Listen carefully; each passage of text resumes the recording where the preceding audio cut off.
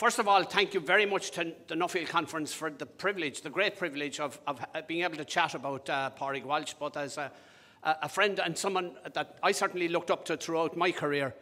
And bear with us if things get a little bit emotional, not only for Matt and myself, but for many of you in the audience who would have regarded Padraig as a close friend as much as a colleague or someone you knew from media or from representative roles and so on. It just struck me this morning as I was walking in the door that if I had been lucky enough to meet Padraig, what he might have said to me, and probably something on the lines of, "Have you anything else to do today, only talking about me?" And I would have had to say back, well, actually, I walked out in the middle of a hair test reading. And the reason I bring that up was because earlier this morning, I looked at those cows going back out, walking slowly but surely back out to the paddock in what is a very, very wet time.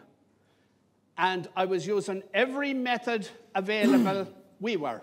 Not really my decisions anymore. My nephew manages the place to a great extent. But back fences, multiple entrances, so on and so forth. And I'd put it all down to what I saw being done on Padraig Walshe's farm over the years. And for that alone, I'm privileged to be involved.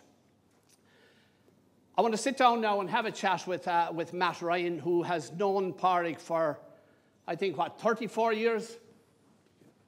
Matt, yeah. Your first experience, your first interactions with Padraig Walshe, how did that come about? Yeah, just to put him in context, I just like you, I'm not sure if I have the right to stand up here and say I know him really, really well, or praise him or otherwise. But yeah, he was in a discussion group. He joined a discussion group. I joined the discussion group with him, the Demo discussion group in 1989, and if you look back, that's 34 years. We had 12 meetings a year at minimum, and even though he was very, very busy with all his other political, farming political activities, I'd say his attendance was well over 80% of those meetings. So, and our meetings lasted, maybe it was my fault, lasted up to 6 and 7 hours with a break in the middle for tea and maybe drinks, yeah. And drinks became important in that era, yeah. So, yeah, so basically, so in 1989, a number of Padraig and, some of Padraig's friends, Jim Dwyer, God, I shouldn't mention the name, Jim Dwyer, Seamus Jimmy Walsh, and a few other the people around that area decided they were going to set up a discussion group, and all of a sudden they decided they were going. They had made some visits to other farms and stuff like that. So lo and behold, they needed a facilitator, and I worked as an agricultural advisor in the Arsenine office. And at that stage you were an advisor on 1 or 2 parishes, and you were confined to counties. And you couldn't go across the border into another advisory area or another county area, least of all. So the Demo discussion group set up across 3 counties, and they made representation to my boss to see could they, and he was the former Tipperary fullback, Michael Maher, who took no prisoners. And so the answer was no to me crossing the border. And Padraig was then on the board of Teagasc, and farmers were always impatient about getting things done, and so they convened an AGM and another meeting subsequently, and lo and behold, somebody insisted I should attend the meetings, and I attended in secret, and they were all sworn to secrecy that I was ever there, so it's out in the open now. So anyway, that didn't matter to Padraig Walshe, I can tell you. So he was on the board of Teagasc at that time, and between the happening and the trotting, I became the facilitator to the group. I'm sure it was thanks to whoever Padraig networked with or spoke to during that period, yeah. And it just occurs to me that Padraig being a great sports fanatic, I mean, both as a player, soccer player, sometime hurler, soccer player over very many years, kept goal for the local club. I can't help thinking that your involvement with that discussion group is a bit like getting on that old junior team. It was hard enough to get on, but 34 years later. That's it, yeah. Thanks to God. I think it had an unusual beginning in that there was a number of women in that associated with the group. They were wives of the guys that were set up the group, and they were, and some of them are here already today, and so they were pretty much into women's rights and libs and whatever they were going. And they insisted that a member of the Damer group member was included a family unit. So the wife or the partner had voting rights if the man didn't turn up. And no better farming unit, family unit than Padraig and Ella, the epitome of it, because I often remember saying to him, Ella, marrying her was the best thing that ever happened to you, Padraig, and he never denied it. No, and for sure, and and it was always who did you meet, Padraig and Ella, or Ella and Padraig, vice versa. So yeah, they were a great team, and she was, I'm not sure she's here, but she was, she was wonderful. Listen, we won't engage in a eulogy because, first of all, it would take too long, and more so, I want to make it more personal. But you can look back. I knew him in St. Kieran's. He was a scholarship by a high achiever at that stage. Then Warrenstown. A couple of years later, his parents, Paddy and Sheila, gave him full control of the farm. He married Ella. Machra presidency, IFA presidency, COPA, the European Farmers Union, Grassland Association president, chairman of Grass 10 latterly. He was still in that position when he unfortunately died back in March. So many other attributes, but let's just look at the farm in Bishopswood. It's there on what was the main road between Cork and Dublin. So it was in the shop window literally every single day of the week. People craned their necks looking in to see what Padraig and Ella were doing, what was happening on the farm. He was away so often, and yet the farm was run in such a professional and exemplary manner. And there was always something to learn from it. I would suggest, and bear with me here, that it was probably, outside of Moore Park and Grange and a few of the other what I call public farms, it was the most visited farm in the country over a period of several decades.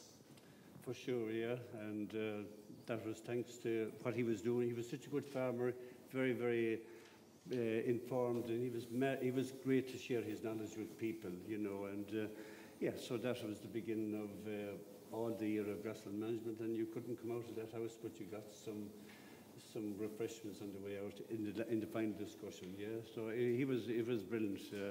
I'd love to know how many farm discussion groups and farm walks were held on that farm. Yeah.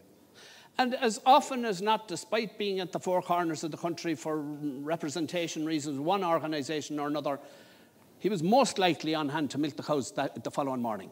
Yeah, so I'm sure it was a therapy, like in a sense when you're dealing with, after listening to how difficult it is to move people on and all the late night meetings. Farmers have an awful tendency of not starting meetings before 9 o'clock at night, and so I'm sure it was he needed therapy of something. The cows generally obeyed that, but it also kept his feet on the ground. He was super here.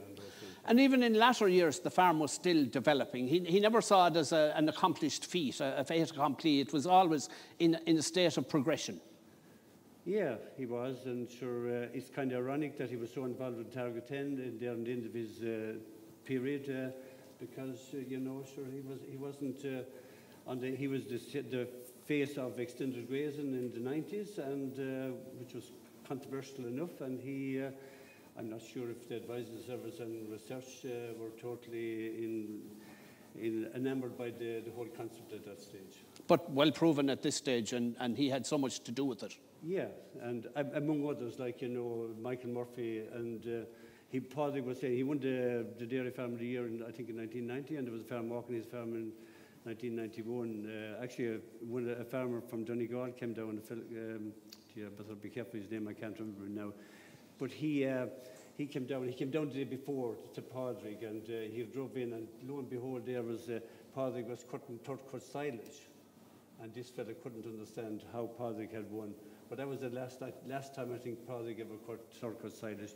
But he took Jim is his Christian name, he took him around the farm that day, saw all the sites and all the issues, and subsequently we visited that farm in Donegal, But Michael Murphy and the Blackwater group initiated some of that, and Padraig attended one of their meetings, and some researchers started there, and he then, took on the baton and became, I'm not sure if you remember, one of the daily newspapers had a farmer supplement, and it went on for, particularly in 1993 and 1994, it was a huge debate and controversy. And I'm not sure, there was a Teagasc person writing, had a weekly script on it, and eventually Padraig challenged him through a letter writing, and it was a massive debate. And he was brave to do what he did, given he was involved in farm politics. Well, I was always quite amazed that he could go so far in politics, because people accepted that there was a certain bluntness at times. He told it as he saw it, and people accepted it, and it never diminished his popularity or his appeal to get elected to various organisations. I want to broaden it to the floor. We have a microphone somewhere. Jim Dwyer. Jim, yourself and Grania were co-founders of the Damer discussion group that Matt alluded to. The impact on your lives of Padraig the person and Padraig the farmer, just in a few brief words. Yeah,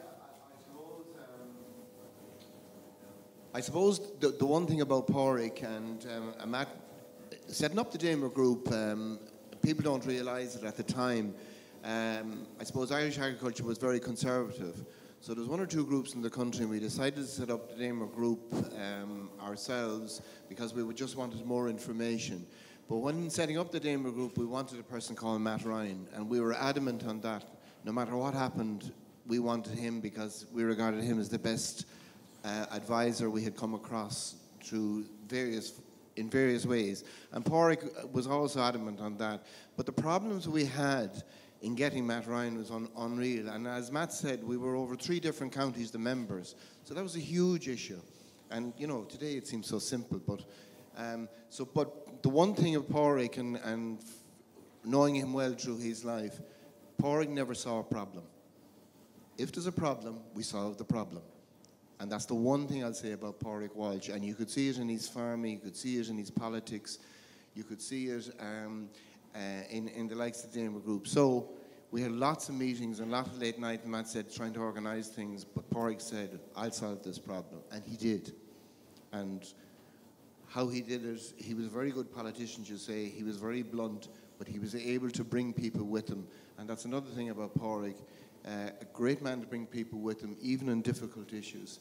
And I suppose what we've heard this morning, he would love this because he was a great believer bringing people.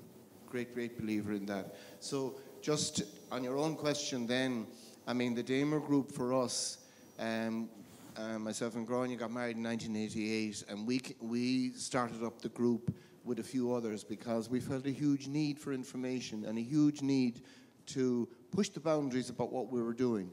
And having both Matt, Ryan and Padraig on our side, we could do that, and he brought an awful lot of science and intelligence into the whole thing. And then Matt drove the group. Without a doubt, the Damer group wouldn't be without Matt, but you need people like Padraig on the ground as well. Okay, just if we can pass the microphone back to the next seat. Padraig's ability to think on his feet. Jim McCarthy, you were the first Nuffield Scholar with Padraig way back in 1996, and it's fitting we should be chatting about him here today, but you had first-hand experience of how he could react to situations.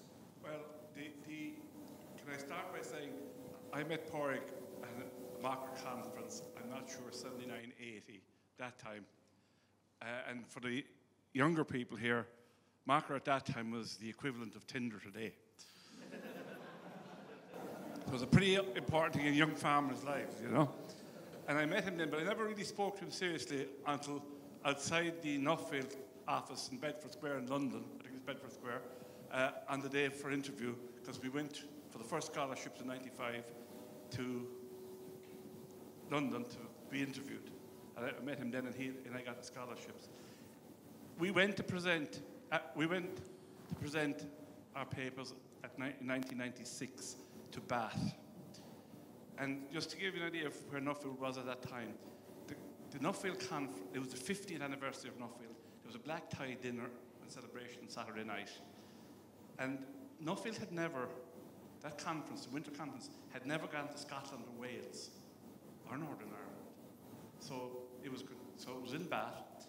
And to give you an idea of the standing that Padraig was held in the UK, on the Friday at the conference, Padraig was asked to be afternoon speaker on Friday night.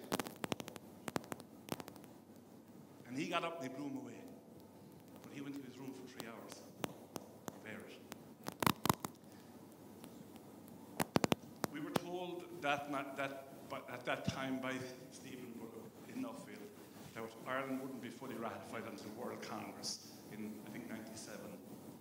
And that we couldn't wear the ties until we were ratified by the World Congress, the wonderful bureaucracy. And we had a good few scoops on the night of the celebration. Padraig had explained on the Friday night when he spoke that he apologised Ella couldn't be there because she was at home looking after their main enterprise, their family, the young family at the time. And that is one of the things that he was so many things, but he was the most incredible family man. And most incredible. But anyway, to move the thing along, we were having a chat about the whole thing, and he says to me, I was a bit peeved. What's all this hierarchy about not wearing the ties, you know? So, and now today I refuse to wear a tie, but anyway, maybe it was influenced by the thing. But he nudges me later on, and I will be scoops taken. He says, you know what? He says, when I go home, he says, I'll get Ella to knit us 2 Barnian hats with a Nuffield logo. And that was the sense of humour he had as well. Yeah. But to move it on, Matt, we were ratified, and at the 1998 conference, wherever he went, people knew him, and anyone with a brain respected him because he was one of the clearest thinking people I've met in agriculture anywhere in the world. His ability to think clearly and bring the situation down to clear thinking was incredible. We were introduced, the 6 Irish scholars were introduced that night at the Nuffield dinner in 1998. And I was the so-called chairman then. We proposed to Nuffield, in the front audience, to the horror of the old baths running Nuffield UK, that the 2000 winter conference should come to Dublin. And the whole arena room broke into applause, and they all wanted to come to Dublin. And thanks to Matt Dempsey, he organised to get us the RDS, and thanks to Grania Dwyer, who organised it in spite of me and made a tremendous job of it, we had an amazing winter conference that had never moved out of the UK and came to Dublin. And he was a huge part of that because people so looked up to him and he was so involved. All the English farmers knew him from Europe, from leadership, from IFA. He was so respected. And I think very few people realised that about him because he was such a humble, ordinary guy. Thank you very much, Jim.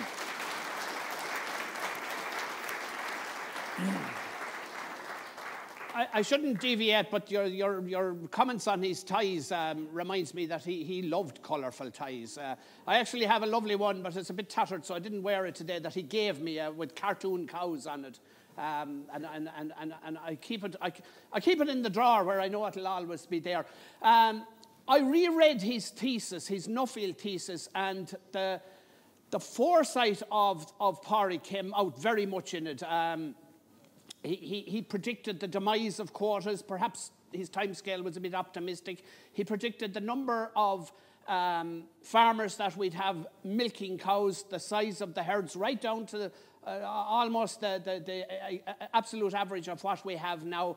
And most of all, he highlighted the urgency to prepare for the abandonment of quotas, but by farmers, by Teagasc, by processors.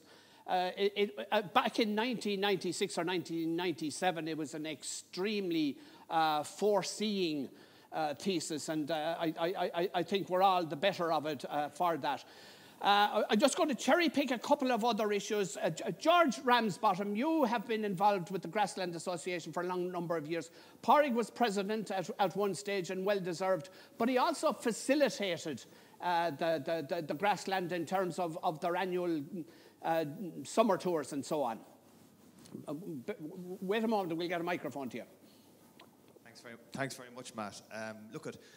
I've just 3 points to make. One is about Padraig's ability to facilitate the Grassland Association. The former president, myself were on council together for many years, and the legacy lives on in terms of the focus on grass. So that's one of the legacies that Padraig has left us with over the years, Matt.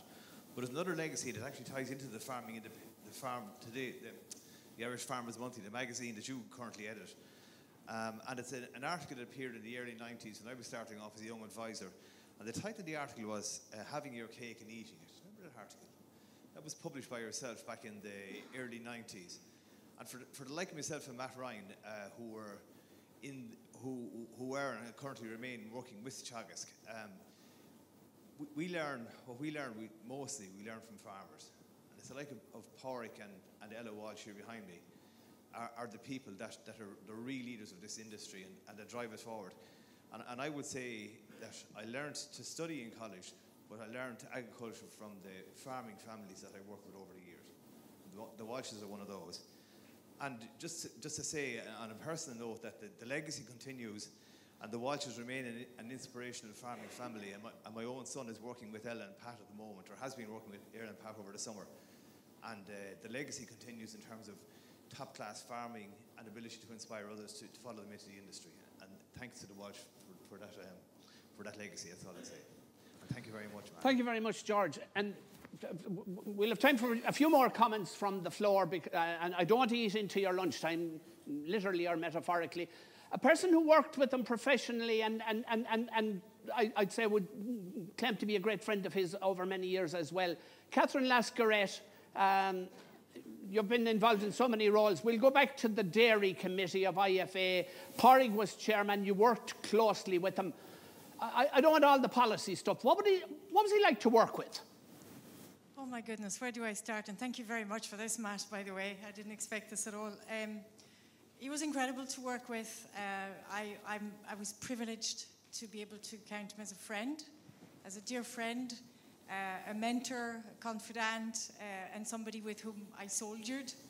I think, look, he was somebody who could pick up a brief in no time, had an incredible intellect, was able to relate to the paupers and the bishops equally, and engage on an even footing with everyone.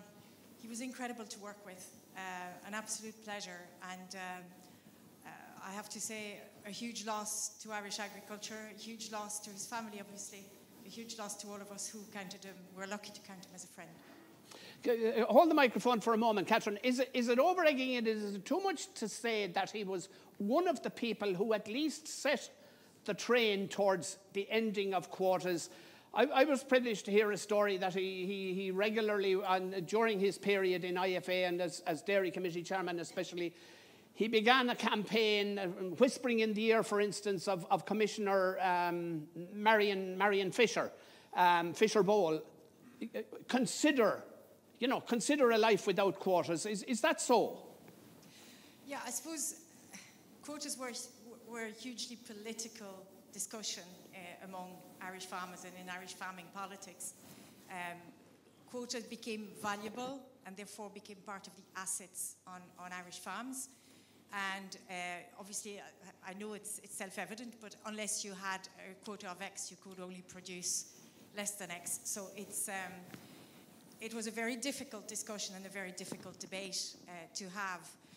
It became very clear very quickly to Irish farming, though, that in a world which was increasingly globalized and deregulated, if you will, having a restriction on our ability to produce was not preventing others on the world market from doing so, and in so doing, influencing price levels. So a quota did not protect farmers' incomes once the if you like, WTO and various other rules were more deregulated over time. So that conversation took a very long time, and yes, absolutely, Padraig would have been one of the people who was trying to, have that conversation with absolutely the officials at European level, but also farming organisations. I remember incredibly tight debates with our French counterparts, for example, who, because they were dealing mostly with the domestic market, understood the concept that if you have a domestic limited market and you limit supplies, you actually sustain prices and incomes. But that doesn't apply when, like Ireland, your market is the globe, is the world. So he would have been very much part and a very intrinsic part of those conversations at European level, absolutely, but at national level as well. We've time for just one more comment from the floor before I return to Matt Ryan. Padraig's business acumen outside of the farm was also significant. He was chairman of farmer business developments at a time of huge change when it took on an entire property portfolio. I haven't asked him to participate, but Matt Dempsey, perhaps you could comment on the breadth of Padraig's talents in regard to his business acumen outside of the farm. Thank you very much. I came across Padraig, to be honest with you, in a number of very different aspects. Let's begin at the beginning from Nuffield's point of view. I sat in on that interview with Jim McCarthy and Padraig that day in Bedford Square, and there were just two nominees from Ireland at that time, and I can honestly say that they were two world-class guys in very different fields, and we would not be here in the Nuffield context today if they had not made such an impression on the Nuffield trustees at that meeting in Bedford Square. Subsequently, from my point of view, I went to Canada and we got international affiliation, and the Irish organisation was spun off in itself. But in relation to Padraig, there were two other areas that I came across him. Obviously, he was a board member of the Journal for quite a while when I was editor. But then we had two areas that we interacted fairly closely. One was where I think it's fair to say that I had never seen anyone in a political framework with absolutely nothing personal to gain in discussing, campaigning, and taking to heart the problems of a Kilkenny farmer not so far from here in Castlecomer, Dan Brennan. He asked me would I do items in the Journal. We did. We covered it at the beginning when calves 2 years of age had descended heads the weight of a 6-month-old weanling. Trees were dying in the hedges. It was really very obviously a real problem on that farm. Padraig stuck with it, and we visited it then again after it had recovered when the local brick factory closed. And I'd say about 6 months ago, maybe 8 months ago, the two of us were before the Joint Committee on Agriculture in the Dáil, again where this had been resurrected. And again, it has run into a stone wall. But Padraig stuck with it. There was nothing in it for him at all, except aggravation and irritation. He stuck with it, and so far, in my view, it's still slightly unresolved. And I saw there was 4 different parties in the Dáil the other night, again quizzing the current minister, who obviously was not involved at that time. On the other relation into the FPD one, that was our most remarkable episode, because suddenly, in the teeth of the recession, FPD, the insurance company, ran into really severe problems. And the co-op, or FPD Limited as it is, it's two slightly confusing name terms for them, had a certain amount of cash and borrowing capacity, but especially they had cash and access to cash. And they bought the hotels from the FPD insurance company. I must admit, personally, I had reservations at the time, and I have been proved remarkably wrong, very wrong. But it was absolutely the right decision of the FPD co-op, if I can term it like that Padraig chaired at the time. And that grouping has gone from strength to strength, as has the insurance company itself. So his influence and his capacity for informed, valid judgment in a business sense became very clear during that time. And he followed his judgment, and he was right, and he has been proven right. And just one last comment. Anytime I called in just outside Dara to Ella and family, I'd simply have to thank them for their huge hospitality and the time they would devote to what was probably an irritating call from their point of view, whatever we were discussing, but just the generosity of spirit and the capacity for friendship, but most of all, the capacity to do favours for people, and there was going to be no personal return whatsoever, except knowing that he did the right thing.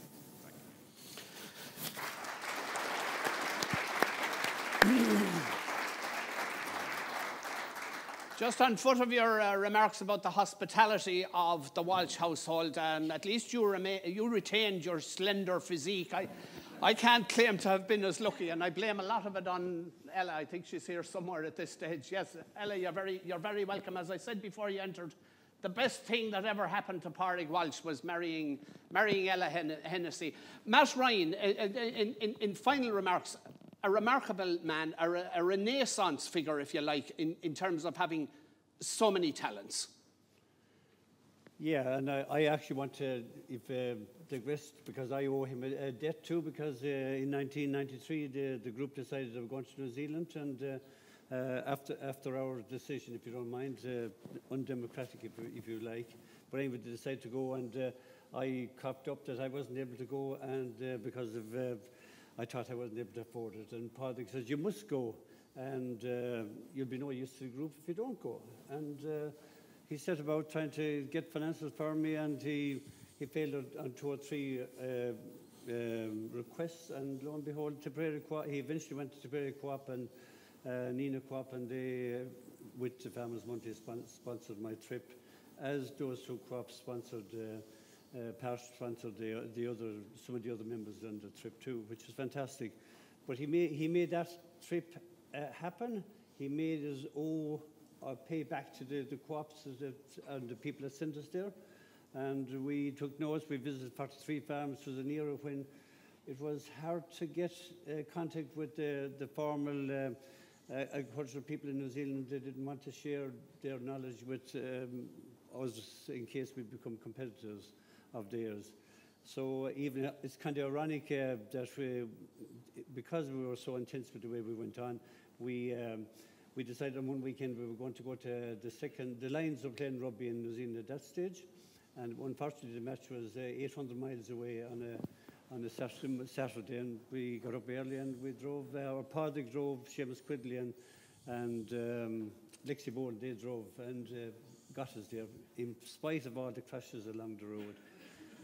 That was just to remind you, 1993. How ironic! I never thought it was my first rugby match ever seen. And since then, your son Donnacha has been a long-standing international. But, yeah, so I eventually in 2011, 19 years after, I think, or 18 years after, little did I think I'd be there. But we had just the payback on that. We ended up having farm meetings in Nina, and we had 120 people for 6 nights. We divided the group up into with responsibility of. Padraig made us do it, and the finality of those walks was a farm walk on the 8th of December on extended grazing on Melville Mooney's farm in Tipperary, 8th of December, and we brought the Nina Co-op people in the morning, the Tipperary Co-op people in the evening, and it went fantastic in the morning. But lo and behold, halfway through the evening session, didn't the snow out of the heavens, snow like anything. So it has become known as the snow grazing demonstration for cows and things. But the rest is history. And little would you think that environmentally now it's so important, and to have cows out grazing, and all the subsequent debate that took place in agro. I suppose there was an element of agro. Yeah. Your final thoughts on the impact of Padraig Walshe, not only on your life, but on so many people in the audience and across the country. Oh yeah, it's phenomenal. It's a dominoes effect. You know, he was so good at sharing his knowledge, and he was a great. Even though I think he was shy, he's still a great people's person. I think he was a wonderful. As Catherine says, I think he was a wonderful communicator. I don't know if it's true to say that he had Pat Kenny in his pocket, but it was important to get media coverage, and Padraig got a lot of coverage on that. But the amount of people he has helped is enormous, particularly on courses and any simple little things you think were simple problems, you know. But his legacy will be there for a long time. Actually, he wrote, if anybody ever gets a chance, and we had a 25th anniversary on 2014, and he wrote a bit on the trials and tribulations of extended grazing in that book, in the booklet. It's worth reading, I can tell you. The way it, and I mentioned it in terms of the context of how important the grass was to him, as well as animal breeding in the context of the most suitable dairy system to suit Irish farmers. Yeah. get a copy of that book or get a loan of it or something. Well worth reading all of it, but most especially Padraig's contribution in it. We've eaten enough into your dinner time. We won't go on any further. Suffice to say that there will be a special presentation, as Joe mentioned earlier, in memory of Padraig. It's a beautiful piece. I think it's still over there. The Queen Maeve Bull. And I have to honestly admit, and I mentioned it to George Ramsbottom when I was sitting down there, beautiful piece, a great memory of Padraig, but he was actually a man that never suffered bull, never spoke it, and never accepted it. But it's still a fitting legacy from the Nuffield organisation in memory of a man who contributed so much to Nuffield and to so many other organisations. God rest him. Matt Ryan, thank you very much. Thank everyone who contributed and listened, and forgive us for eating into your lunchtime. Thank you very much.